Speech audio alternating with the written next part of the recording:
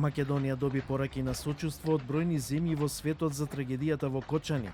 Соседна Бугарија, Грција, Србија, Босна и Херцеговина и Албанија на Македонија и ги понудија и своите медицински капацитети и друг вид помош за справување со последиците.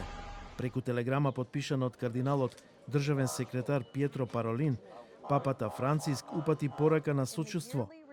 Папата изразува длабоко сочувство до семејствата на жртвите, како и својата духовна блискост со повредените, се наведува во телеграмата.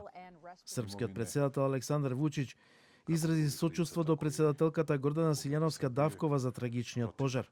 Тој напиша дека понудил помош во хеликоптери и други медицински транспортни средства, медицински тимови, како и да бидат примени во болниците во Србија голем број од повредените. Владата на Србија на својата утрешна седница ќе го прогласи 18 март за ден на жалост во целата земја поради трагедијата во Кочани. Амбасадорката на САД Анджела Агелер изрази сочувство до семејствата на настраданите во пожарот во дискотеката во Кочани, а на премиерот Мицкоски му понудил помош. Срцето ми се кине за многуте жртви во пожарот во ноќен клуб во Кочани.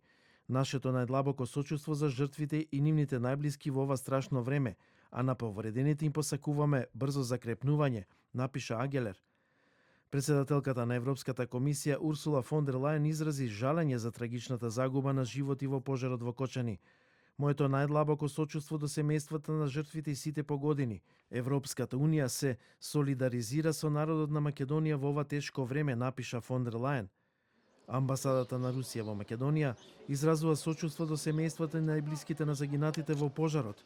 Со горчина и болка ја примивме веста за страшната трагедија.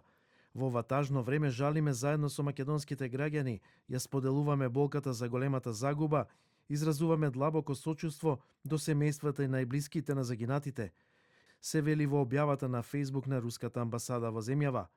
За големата трагедија во Кочани објави и CNN.